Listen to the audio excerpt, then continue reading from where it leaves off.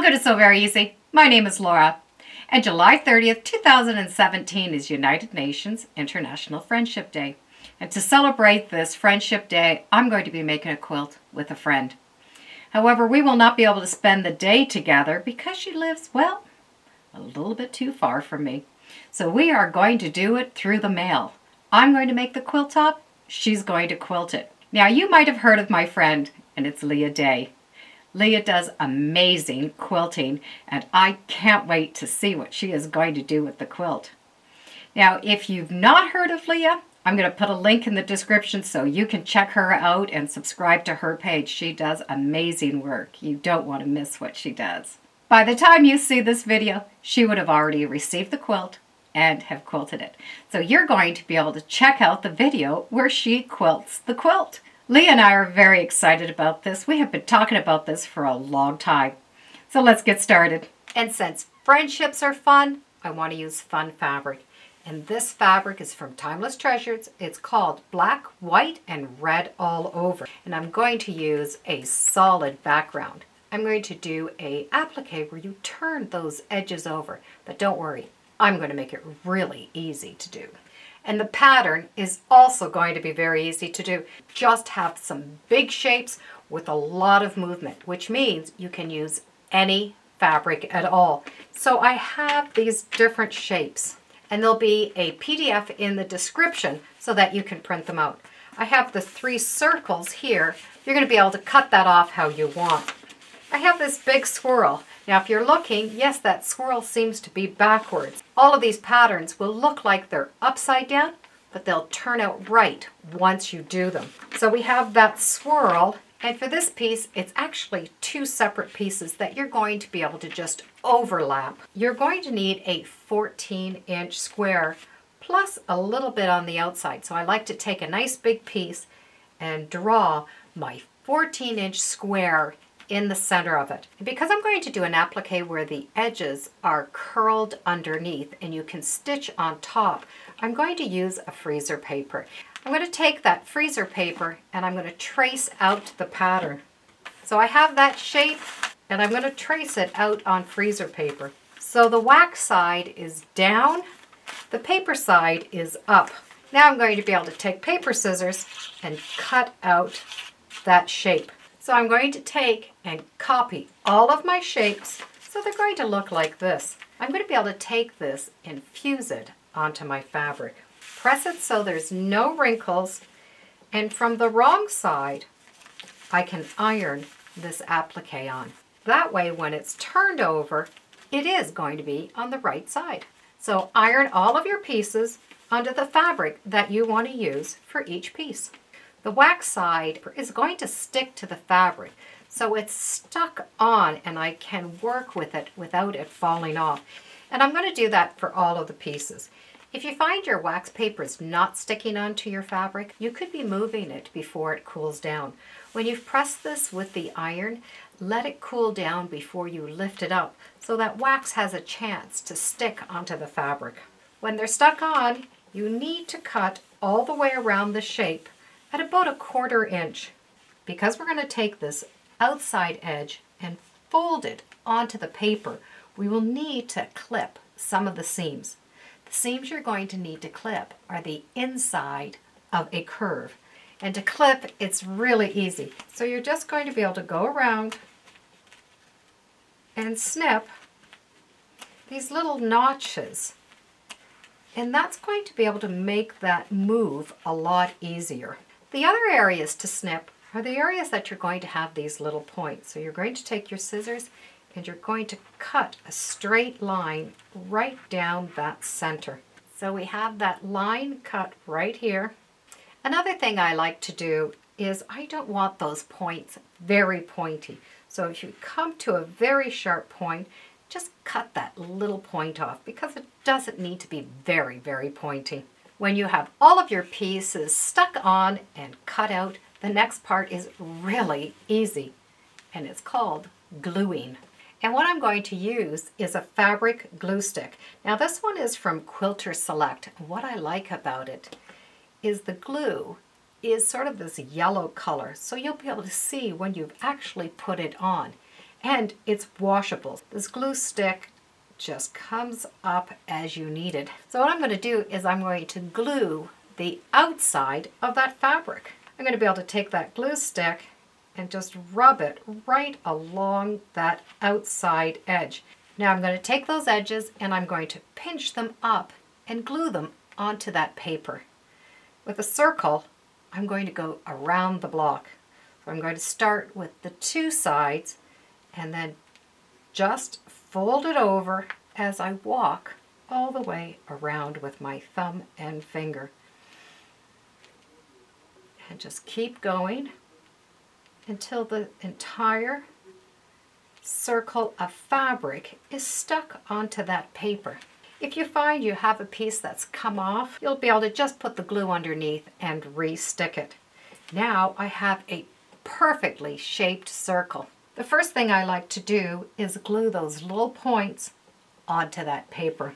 And I'm going to put the glue just on that end, just fold it over and give it a second just to dry. And because this is going to be a small area, I want to make sure that this area here is quite small. So I'll trim it down to about 1/8 of an inch. I'm going to glue one side down at a time and work all the way around.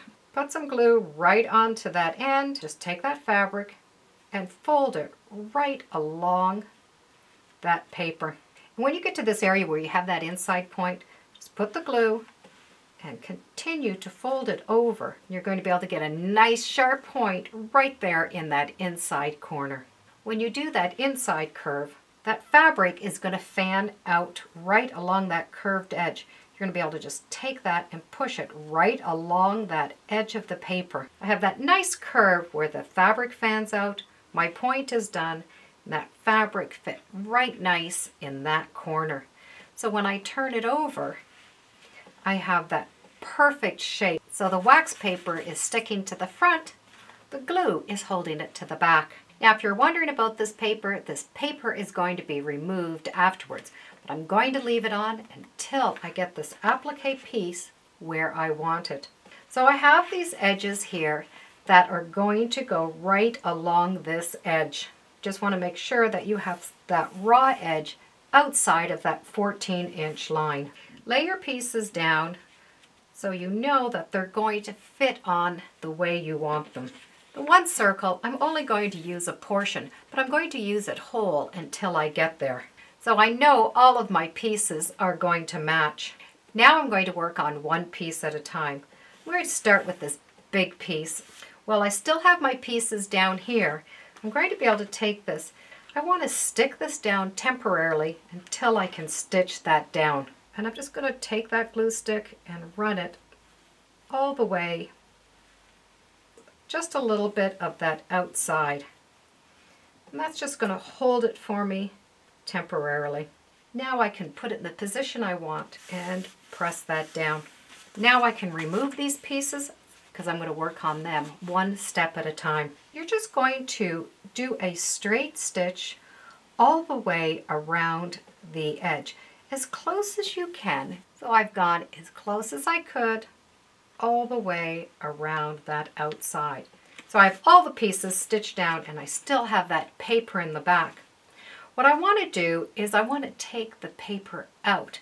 Now some of that I'm going to actually have to cut out from the back, but some I'm going to be able to remove right from the open areas. So peel that paper off and gently remove some of the paper. I'm going to remove as much paper as I can all around those outside edges. And I'm going to worry about the inside paper after. We need to stitch these areas closed, but we don't want to stitch onto the inside of that 14-inch square. We want to go on the outside. Once these edges have been stitched down, we're going to be able to remove the paper. We're going to remove it from the back. Take that fabric, the front and the back, and pull it apart. When you know it's out of the way, take a snip out of that fabric. You're going to now need to cut out this extra fabric from behind. Remove the rest of the paper. You want to remove the paper for all of those appliques. With the paper out, I now like to press it. So recheck your lines and make sure that you still have a nice 14-inch square. I want to put a little tiny peekaboo border all the way around. And to do that, I'm going to start with a 1-inch piece of fabric. I'm going to press it in half, and that fold is going to follow that stitch line. I'm going to place one on one side and one on the other side, always matching that line. You're going to stitch right along that edge that is folded where the raw seams are. And you just need to do something like 1/8 of an inch, just something to tack that down. Now put on the two other sides, doing the same thing, following those lines. What you're doing is you're framing this. So frame it how it looks best to you. When you get to the corner, you're just going to take that long strip and put it right over top of that previous one and stitch it down.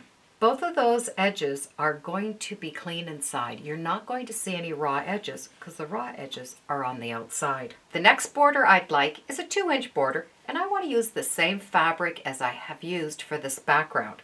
But I'm not going to be cutting it 2 inches, and I'm not trimming this down yet. The border is going to be 2 inches bigger than what I want. So in this case, I want a 2-inch border. I'm cutting my fabric at 4 inches. And I'll explain why once it's sewed on, and it'll make sense. This is definitely not a traditional way to add borders on. I'm going to take that nice big 4-inch border, and I'm going to match my raw edge with the raw edge at the top of this border. And from this edge down, I'm going to stitch a 1/4 inch. Now traditionally, you would cut this right along that 1/4 inch seam. But in this case, I'm going to cut this bottom piece, the applique piece, bigger by about 1/4 of an inch. By making this piece a little bit bigger, it's just adding less bulk into that seam. That larger seam allowance is covering all of those little seams. Now I'm going to add that 4-inch border on each side. When that border's been stitched on, do the same as the other side and trim it and press it going out. Now because I wanted a 2-inch border, I'm going to draw on my 2-inch border again. By drawing that 2-inch border on, I know that's the size that I want. And in this case, I can even add that 1/4 inch seam allowance so that I can stay within that 1 3/4. And if you want to do something 2 inches and then have that extra, it's given you the opportunity to do that. If my border is stopping right here, when I go to quilt it, I have nothing to hold on to. I'm having to hold the batting and the backing in order to get a stitching right close to that edge. So I only have that 1/4 inch to hold on to. Better design opportunities and a lot easier to do. And the quilt top is done. I'll put a link in the description so you can print out those shapes if you care to follow along and send one to your friend. Now, Leah and I are very excited about this, and I'm going to put a link in the description so that you can follow along and watch Leah quilting the quilt. It's going to be a lot of fun. I do hope you join us. Thank you for joining me today on Sew Very Easy. Feel free to subscribe, and as always, come on back. Let's see what we're sewing next time in the sewing room. Bye for now.